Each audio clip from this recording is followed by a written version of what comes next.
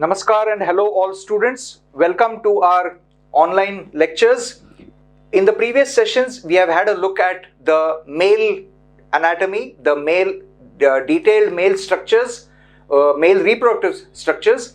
Now, we will go ahead with trying to understand the steps in the production of the male gamete spermatozoon inside the testes. So, we already know that inside the testes, you have the testicular lobules, inside which there are the seminiferous tubules, and seminiferous tubules are the actual site, the particular place जहाँ पे sperms produce होते हैं.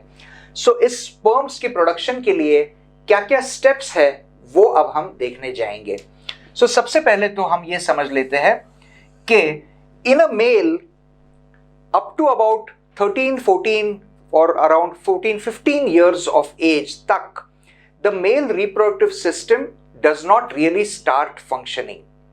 So from birth till about 13-14 years, the penis is there, the testes are there, but no actual sperm production begins, nor does any actual activity related to differentiation from the female, what we call as sexual dimorphism, some external morphological features which help to differentiate a male from a female, such as दाढ़ी होना, beard होना, and voice, the vocal cords getting a little more elongated, giving rise to a slightly low-pitched bass sound, the male body architecture where the shoulders are a little broader and comparatively the narrower waist, and a little more muscularity. All these changes are brought about as a part of sexual development. So these are referred to as secondary sexual characters. They are brought about under the effect of the male hormone testosterone. तो ये effects आना ये around 13, 14, 15 years के age से शुरू होता है. That is when the reproductive life of the male starts getting activated. What happens at this time?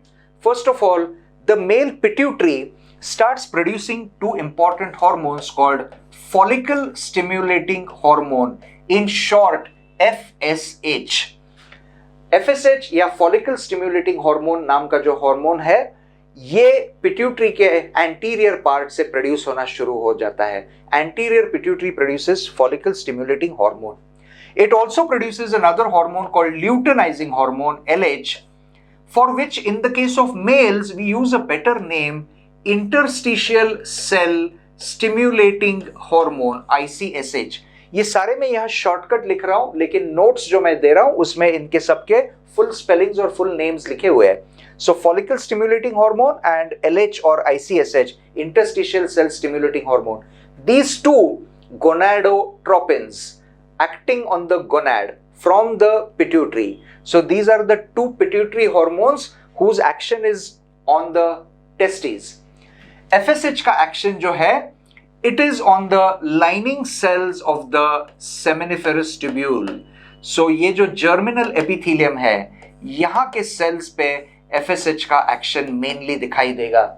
It will stimulate them, it will encourage them to start undergoing multiple mitotic divisions one after another in rapid succession. So a lot of mitotic divisions can take place, जिसकी वजह से the number of cells will keep on increasing, which is essential because the number of male gametes, number of sperms released during sexual activity is very high. We will be coming to it a little later, but मैं यहाँ briefly आपको mention करता हूँ. During one single ejaculation, which means during one single release of seminal fluid during sexual activity, the number of sperms released can be as high as about 300 million sperms. That's a very high number. And during the next sexual activity, after maybe 1 or 2 days in a reproductively active male, within that short duration, another 2 to 300 million sperms can be produced and released. And by the time the person is ready for a next sexual activity, again the same number. So there has to be a very rapid rate of production of sperms. इसके लिए बहुत सारे cells का division, redivision, mitosis followed by another mitosis, 1 का 2, 2 का 4, 4 का 8. This way the numbers have to increase. That is why we find that there are 600 to 700 seminiferous tubules, each of which is actually a very long structure with a long cylindrical surface area coiled in a small space so that efficiently इस छोटी सी जगह में millions of sperms produce करना possible हो जाए. That is the reason behind this extreme coiling and very very miniature tubular structure. अब ये जो सारे cells हैं, under the effect of FSH around the age of 14 or 15 they will start undergoing mitotic divisions. These are all diploid to begin with. उनका chromosome number 2n है, यानी कि 46 chromosomes एक एक सेल में है. इनिशियली माइटोटिक डिविजन्स हो रही है, सो इन सब माइटोटिक डिवाइडिंग सेल्स में भी 46 क्रोमोसोम्स ही रहेंगे. ऐसे जो रैपिडली डिवाइडिंग सेल्स है, these are called spermatogonia.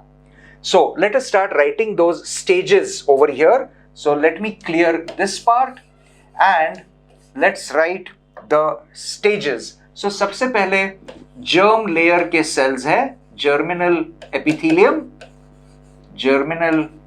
epithelium cells. As they keep dividing mitotically, so यहाँ bracket में लिखते हैं mitosis, mitosis, mitosis. That will give rise to spermatogonia, spermatogonia, spermatogonia. Plural spermatogonia, singular spermatogonium. As they continue to form lots of spermatogonia, they become a little smaller. At some point, after lots of mitotic divisions, the mitosis stops and the cell says बहुत हो गया mitosis. The stage at which it stops mitosis to start with the next meiosis. And आपको मालूम है sexual reproduction में gamete formation में meiosis जरूरी है so that the diploid number becomes haploid and then after fertilization from 2 haploid gametes the diploid number in the zygote can be restored. इसके लिए अभी वो number haploid होना, half होना जरूरी है and meiosis brings about that reduction. It halves the chromosome number. So इसके आगे meiosis होना जरूरी है. Meiosis जिस stage से शुरू होता है, वो जो first step है, that myocyte, the cell which enters meiosis is called myocyte. In the case of the male, it will be referred to as primary, primary, primary spermatocyte, spermatocyte. Cyte means cell, sperm बनाने वाला first meiosis stage का cell. This will undergo meiosis 1. So यहाँ पे हम लिख सकते हैं meiosis part 1. That will result in a cell which we can now call secondary. Primary पहले था, दूसरी stage secondary spermatocyte. इसको हम यहाँ शॉर्ट में यहाँ लिखते हैं सेकेंडरी स्पर्मेटोसाइट. अब थोड़ा सोचकर ट्राई एंड थिंक, ये सेल डिप्लॉयड है 2n, स्पर्मेटोगोनिया भी डिप्लॉयड है क्योंकि अभी तक मायोसिस पूरा नहीं हुआ है. यहाँ स्पर्मेटोगोनिया थोड़ा सा बड़ा हो जाएगा, preparing for meiosis, that will be called primary spermatocyte. So अभी तक मायोसिस स्टार्ट नहीं हुआ है, यहां से मायोसिस स्टार्ट होने वाला है. सो यहां तक भी डिप्लॉयड 2n है. Meiosis 1 is the main reduction stage where the chromosome number gets halved. So primary spermatocyte is diploid या 2n, but secondary spermatocyte is haploid या single n. यहां से आगे secondary spermatocyte gives rise to a cell which we call as spermatid, spermatid. So one primary spermatocyte will give rise to 2 haploid secondary spermatocytes. 2 haploid spermatocytes will give rise to 4 spermatids, all of them haploid. So ये भी haploid है और ये 4 बनेंगे. आपको तो मालूम है मायोसिस में एक गैमीट फॉर्मिंग सेल से, डिप्लॉयड गैमीट फॉर्मिंग सेल से 4 हैप्लॉइड गैमीट्स बनते हैं। सो एक प्राइमरी स्पर्मेटोसाइट से 4 स्पर्मेटिड्स बनेंगे। स्पर्मेटिड्स आर स्फेरिकल, राउंडेड है चारों भी, but spermatozoan sperm is spindle shaped and very small and has a flagellum. So ये राउंडेड स्फेरिकल स्पर्मेटिड से इस स्पर्मेटोजोवन या स्पर्म में कन्वर्जन होना, इस प्रोसेस को कहते हैं spermiogenesis. SPERMIOGENESIS, spermiogenesis. So spermatid to spermatozoan. Spermatozoan means final sperm. So spermatozoan, because it is motile, we call it spermatozoan. Spermatozoan में conversion होने के प्रोसेस को कहते हैं spermiogenesis. इसमें final structure of the spermatozoan will be developed, which we will see as a separate diagram, the enlarged view of a spermatozoan, और उसमें क्या क्या पार्ट्स है वो बाद में देखेंगे। बट ये प्रोसेस स्पर्मियोजेनेसिस, ये होने के बाद स्पर्म्स रिलीज हो जाएंगे। So these are the major steps in this process. As you go from the periphery, from the sides toward the center, आपको ये अलग अलग स्टेप्स प्रोग्रेसिवली दिखाई देंगे। So germinal epithelium, spermatogonia, then you will have some primary spermatocytes becoming secondary spermatocytes and spermatids, and then they will become spermatozoa, and then as we said Sertoli cells पे वो कुछ दिन के लिए अपना nourishment लेंगे और फिर इस ल्यूमेन से स्विम होते हुए आगे निकल जाएंगे। They have flagella for swimming, but the flagella are not very active at this stage. They are passive. They become activated only after intercourse, after being released in the female genital tract. Otherwise they would have been kept on swimming and they would have tried to escape all 24 hours. इसलिए अभी उनकी motility थोड़ी break लगाई हुई होती है। This way the spermatozoa, the male gametes, are created. They are given rise to through this process which we call as spermatogenesis inside the testes, inside the seminiferous tubules. यहाँ तक ये discussion खत्म करने के बाद स्पर्मेटोजेनेसिस प्रोसेस हमने यहाँ एक लिस्ट फॉर्म में किया है। इसका आप टेक्स्ट बुक में जो डायग्राम है वो जरूर देख लीजिए। उसमें स्टेप बाय स्टेप जो डायग्रामेटिक रिप्रेजेंटेशन है उसको याद भी कर लीजिए, प्रैक्टिस भी कर लीजिए। बोर्ड एग्जाम्स में भी स्पर्मेटोजेनेसिस जरूर पूछा जा सकता है, और इसमें मल्टीपल चॉइस टाइप क्वेश्चंस में which of the following steps is haploid, which of the following steps is diploid, which of these will be, और 3-4 नाम देकर इनमें से कौन कौन से हैप्लॉइड डिप्लॉइड है, इस टाइप के MCQs बहुत फ्रीक्वेंटली पूछे जाते हैं। So you should be knowing this. In the short video and small lecture a little before this, we have discussed spermatogenesis. Spermatogenesis is the process in which the development of the male gamete spermatozoon takes place inside the testes. इसमें जो main steps थे, starting from the germ layer, the lining epithelium, वहां से initial mitotic divisions के बाद spermatogonia. Spermatogonia जब mitosis रुक जाता है, थोड़ा सा एनलार्ज होके मायोसिस की तैयारी शुरू करता है, तो that stage was primary spermatocyte, that was diploid. After first meiosis, it became secondary spermatocyte, which was haploid. After second meiosis, we got spermatid, which was also diploid, which was also haploid. And then the morphology, the structure of the spherical spermatid changed to give rise to a very thin, narrow, spindle-shaped body and long flagellated spermatozoon. इस change का नाम है spermiogenesis. Spermiogenesis के बाद actual स्पर्मेटोजोन या sperm in short बन जाता है। इस स्पर्मेटोजोन का स्ट्रक्चर क्या है, detailed structure of the spermatozoon, वो अब हम देखने जा रहे हैं।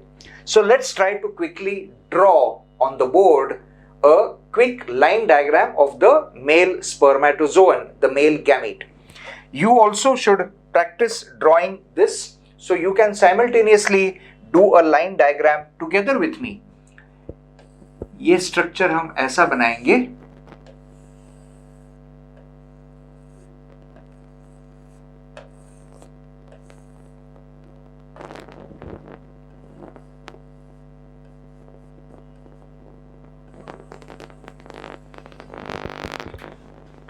अब यहां मैं बोलना शुरू कर देता हूं इसके पार्ट्स और लेबल्स क्या रहेंगे.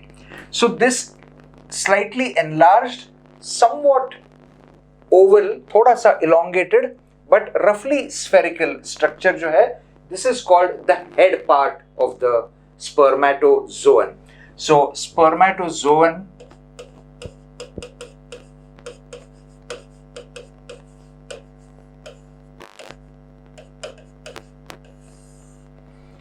इसका ये जो बिल्कुल एपेक्स है, टिप है, दिस इज कॉल्ड एक्रोजोम.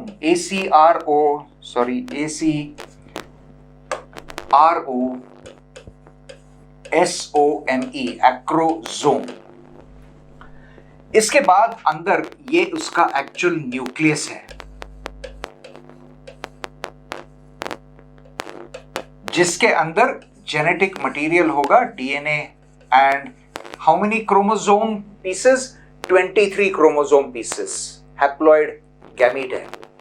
सो ये उसका जेनेटिक मटेरियल अंदर होगा in the form of the chromatin fibres. थोड़ा थोड़ा साइटोप्लाज्म होगा, ज्यादा साइटोप्लाज्म नहीं होगा. एक्रोजोम जो है वो स्पर्मेटिड के गोल्गी बॉडी से बनता है. सो ये इसका गोल्गी है जो इसकी टिप की तरफ आएगा. So acrosome is effectively a Golgi body या गोल्गी एपरेटस. आप जानते हैं कि Golgi apparatus produces lysosomes. Lysosomes contain the hydrolytic enzymes which help to destroy cells and proteins and so on. ये टिप में होने का सिग्निफिकेंस ये है कि स्पर्मेटोजोन को जब ओवम के अंदर पेनिट्रेशन करना है तो उसके लिए उसको बीच में जो भी रुकावटें हैं, all the obstruction on the way, all the different layers on the way, it has to make its way through that. So उसको केमिकली ब्रेक करने के लिए इसके पास बहुत सारी एंजाइम्स जरूरी है. ये सारी एंजाइम्स लाइसोसोमल एंजाइम्स की तरह काम करने वाली है, हाइड्रोलिसिस करने वाली एंजाइम्स है. इसीलिए पूरा का पूरा गोल्गी ही एक बड़े लाइसोसोमल वेसिकल की तरह बनकर एक टिप पे आ गया है. वो उसको सब जगह एंट्री देने का काम करेगा, अपनी अपनी एंजाइम्स रिलीज करके, केमिकली डिस्ट्रॉय करके.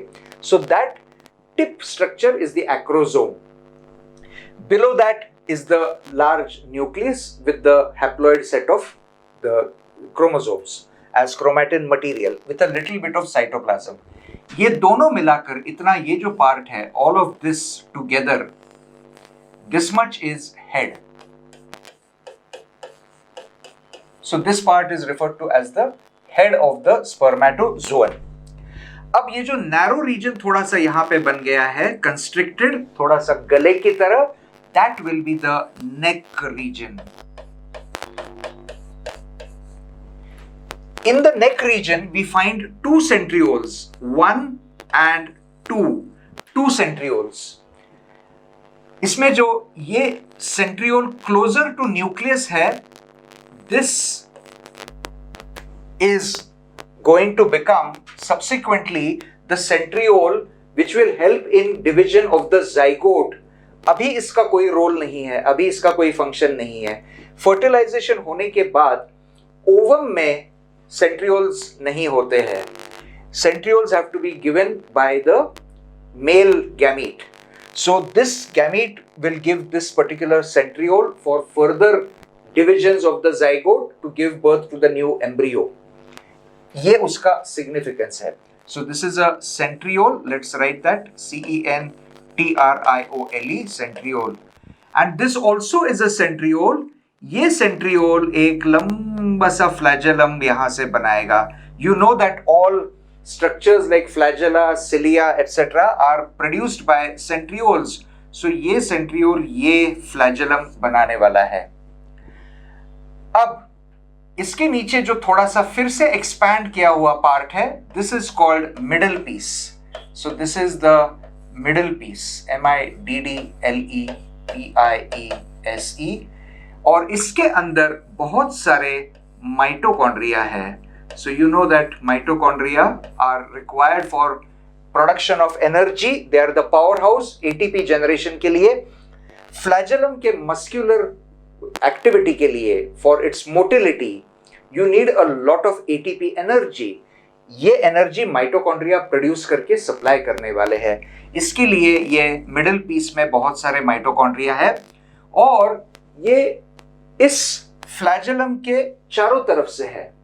सो मिडिल पीस का अगर आप क्रॉस सेक्शन लेंगे ऐसा, तो बीच में से सेंट्रियोल जाएगा और माइटोकॉन्ड्रिया इसके चारों तरफ से ऐसे टेढ़े मेढ़े स्पाइरल अरेंजमेंट में है। An arrangement called this particular spinal, the twisting arrangement is called as Nebenkern. So Nebenkern arrangement में, you don't need to remember this name for need, and just mentioning it, ये Nebenkern arrangement में ये mitochondria है। इसके बाद flagellum के surrounding में थोड़ा सा साइटोप्लाज्म होता है, very thin layer of cytoplasm and plasma membrane up to about 2/3 of the length of the flagellum. So 2/3 तक इसको थोड़ा साइटोप्लाज्म और सेल मेम्ब्रेन का कवरिंग है, और लास्ट 1/3 जो है, चलो यहां तक थोड़ा और बनाते हैं इसको, लास्ट 1/3 जो पार्ट है, so this is 1/3 part, 1/3 last part of the tail, that is without any covering, it is only the flagellar protein, the tubulin protein. So this way you get the basic structure of the male spermatozoan with a head, a neck, a middle piece and a flagellum. ये इसका flagellum है। ये flagellum किसने बनाया? The centriole which is away from the nucleus, वहां से ये flagellum बन गया। इसको अपने initial 2/3 length तक थोड़ा सा हल्का सा साइटोप्लाज्म का कवरिंग है। Extra cytoplasm is all removed and pinched away. It becomes like a vesicle and is removed out. So a spermatozoan or a sperm is a much decreased in size structure as compared to a spermatid. Spermatid में जितना cytoplasm है सबका सब यहाँ नहीं है. Only a little cytoplasm is maintained. The aim is to make the spermatozoan as thin, as slender, as less in weight as possible, so that it will be able to cover the distance from the vagina up to the ovum for fertilization purpose. This is the detailed structure. ये diagram के form में कई बार पूछा जाता है, boards में भी। इसका लेबलिंग आपको MCQs में भी पूछा जा सकता है। So this is an important description and an important diagram. Please remember to study this properly. With this we complete our discussion of the structure of the male gamete, the spermatozoan. Now, male anatomy related discussion में अभी तक हमने, to recap, the main male gland or the gonads, testes, their detailed structure, the accessory duct system, the accessory glands, the process of formation of the spermatozoan, and the detailed structure of the spermatozoan. यहां तक देख लिया है। इसके बाद हम अगले session में दूसरे दिन से female anatomy, female gamete formation, oogenesis वगैरह ये देखने जाने वाले हैं।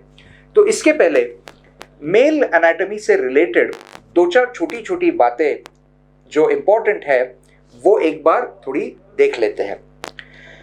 So we said that in the beginning, शुरुआत में इनिशियल लेक्चर में ही हमने बताया कि टेस्टिस एक्स्ट्रा एब्डोमिनल होते हैं, which means they are outside of the abdomen, they are in the scrotum, and the purpose for this we said was thermoregulation, to maintain their temperature a little cooler than the rest of the abdomen. ये towards the end of gestation, so एक baby boy जब बन रहा है अपनी mother की uterus में, जब उसका डेवलपमेंट हो रहा है, एम्ब्रियोनिक डेवलपमेंट हो रहा है, फीटस फॉर्मेशन हो रहा है, तो ऐसे में शुरू में टेस्टिस स्क्रोटम में नहीं होते, शुरू में वो एब्डोमेन में ही होते हैं। वो धीरे धीरे नीचे आते हैं। So as pregnancy progresses, and a pregnant lady having a male child in her uterus, there as the fetus is developing, so the testes undergo a process which we call as descent of testes. ये कैसे होता है थोड़ा समझ लेंगे, और ये अगर नहीं हुआ तो क्या होता है ये भी थोड़ा देख लेंगे. So let us clear the diagram giving the description of the spermatozoon, and let us have a look at descent of testes. So to understand descent of testes, let's write that on the board. Descent, D-E-S-C-E-N-T. Descent means नीचे उतर के आना. So descent of testes. To understand this, let us try to visualize with the help of a small diagram a tiny little fetus. ये एक छोटा सा fetus है, ये male fetus है, और अभी इसकी आंखें बंद है. ये ऑफ कोर्स अभी इस वक्त स्माइल नहीं कर सकता, छोटा सा बच्चा है, थोड़े थोड़े उसको बाल आने लगे हैं. इसका साइज एक्चुअली इतना सही है, ये यूट्रस के अंदर है. एक्चुअली इसको अगर हम स्केल के हिसाब से देखने जाएंगे तो इस हेड को काफी बड़ा बनाना पड़ेगा. So this would actually be something like this, and with its closed eyes and mouth and nose, ये एक छोटा सा बच्चा है. Compared to the rest of the body and abdomen, head is larger, इसलिए ये थोड़ा बड़ा दिखा रहे हैं. यहाँ उसकी एक umbilical cord होगी जो प्लेसेंटा से उसको अपने सारे nutrients देगी, and this will be attached to the uterine wall. All this we are going to study आगे चल के, but I'm sure you know these basics.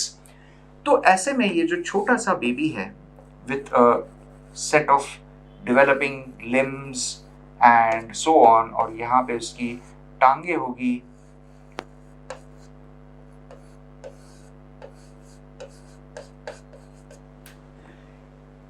इस वक्त टांगे इतनी बड़ी नहीं है, छोटी है. हाथ भी छोटे हैं, ऑफ कोर्स इतने छोटे भी नहीं है, बट आप समझ लो थोड़ा सा छोटे है as compare to what it will be afterwards. अब यहाँ इसके अंदर उसके छोटे से लंग्स होंगे, एक हार्ट होगा, एंड सो ऑन. साथ ही साथ एब्डोमेन में somewhere at this level 2 testes will be formed. यहाँ पे किडनीज, टेस्टीज, ये सारे स्ट्रक्चर्स धीरे धीरे डेवलप होने वाले हैं. यहाँ पे टेस्टीज बन जाते हैं somewhere when this foetus is less than 3 months of age. In fact, if you put it in terms of weeks, which is more convenient, तो it is less than even 10 weeks of age. इस stage में धीरे धीरे external as well as internal organs बन रहे हैं. ये सारा प्रोसेस हम एम्ब्रियोनिक और फीटल डेवलपमेंट में आगे देखने वाले हैं. खास करके यहाँ पे टेस्टिस का जो डिसेंट प्रोसेस है वो हम देखने जा रहे हैं.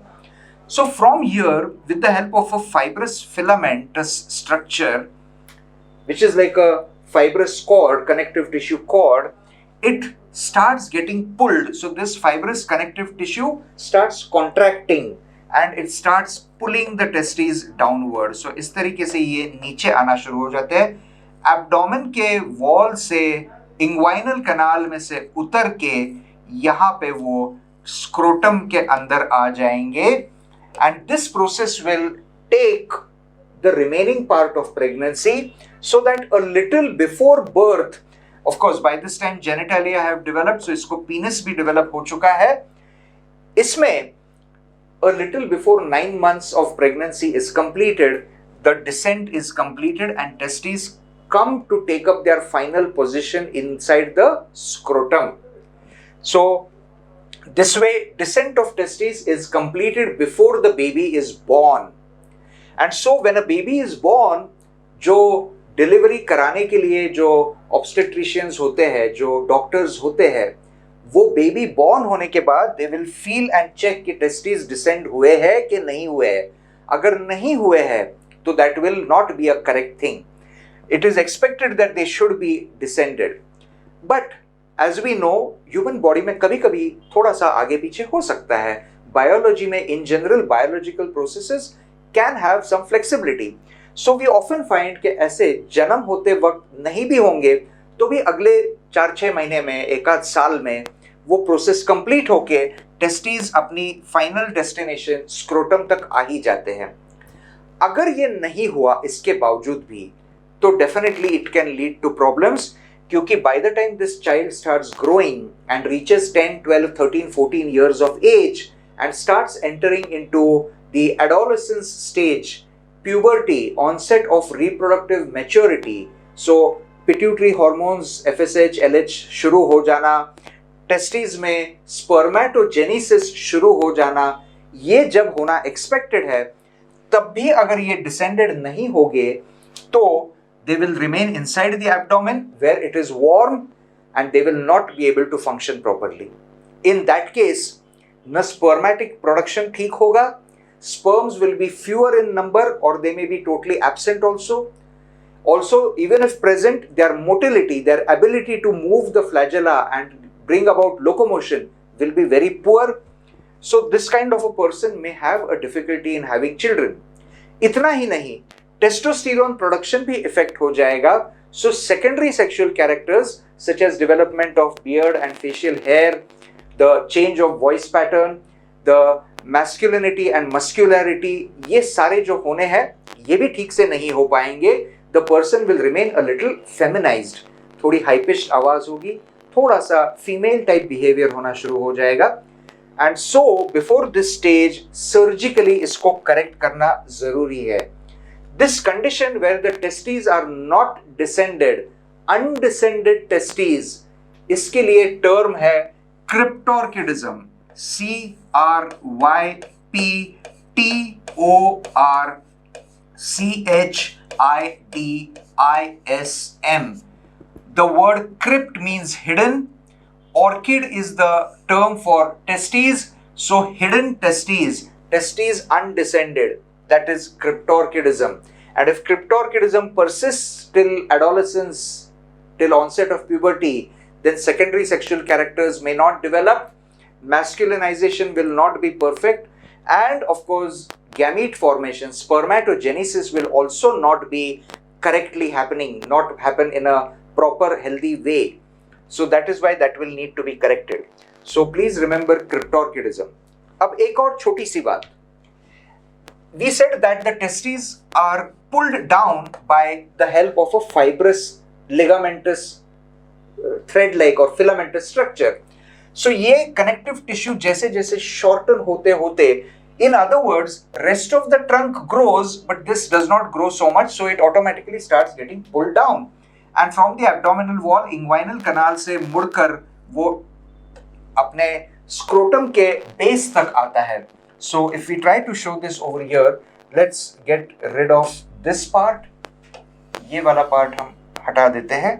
यहाँ पे let us try to show this. So ये scrotum है. इसमें folds of skin and little smooth muscle है. And यहाँ पे टेस्टीज डिसेंड होने के बाद, so this is the testes, ये डिसेंड होने के बाद ये जो एक फाइब्रस पार्ट दिख रहा है, दिस इज कनेक्टिव टिश्यू, जो एक्चुअली शॉर्ट होते होते इस टेस्टीज को ऊपर से नीचे खींच के लाया. The remaining part which is here, a little connective tissue remnant जो पीछे रह जाता है, that is called गुबर्नाक्यूलम,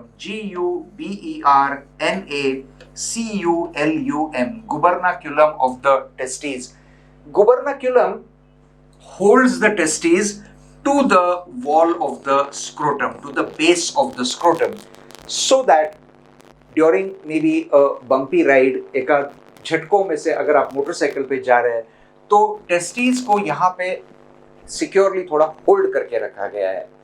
Testes are very sensitive to pain, and so they should not be allowed to move too much. That will cause more pain. So that is why gubernaculum is in a way keeping them anchored, keeping them held down. That is the importance of the gubernaculum. So this is about descent of testes and cryptorchidism and what problems it can be associated with and what is meant by gubernaculum. ऐसे कुछ जो mail anatomy से related छोटे topics थे, ये अभी हमने discuss करना पूरा कर दिया है. Male physiology is very easy to understand. As we said, around puberty 13-14 years age के आसपास FSH और LH production शुरू हो जाता है. FSH promotes spermatogenesis, and once it starts, it never stops. It goes all through life till a person is dead. Even an old man will have spermatozoan production going on. There will be testosterone production going on. There will be FSH being produced. There is a small decrease afterwards, after about middle age, but as far as our syllabus and textbook is concerned, it is a lifelong process.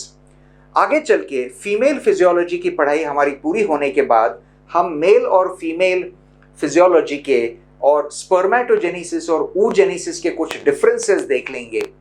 उस वक्त हम ये जरूर दोबारा mention करेंगे, but keep this in mind, spermatogenesis once it begins goes till the end of life. This way male physiology is a very simple thing to understand. The role of the hormones: testosterone brings about secondary sexual characters, FSH brings about formation of the spermatozoa, so ganetogenesis, spermatogenesis promote करता है. LH acts on the interstitial cells of Leydig, that is why it is also called ICSH, interstitial cell stimulating hormone, and it promotes them to produce testosterone. So physiology of the male is very simple. These are the simple things to remember. इसमें कोई ज़्यादा complicated process नहीं है. As against this, आगे चल के जब हम female physiology पढ़ेंगे तो वो थोड़ी सी ज़्यादा complicated है. उसमें cyclical patterns है, उसमें बहुत सारी hormone levels के cyclical changes है. So that is a little more complicated. Compared to that, male physiology is easier. So with this, we have essentially covered male anatomy, male morphology, male physiology. From the next session, we can have a look at the female anatomy and female physiology and so on. Thank you all for listening to this session. Jai Hind.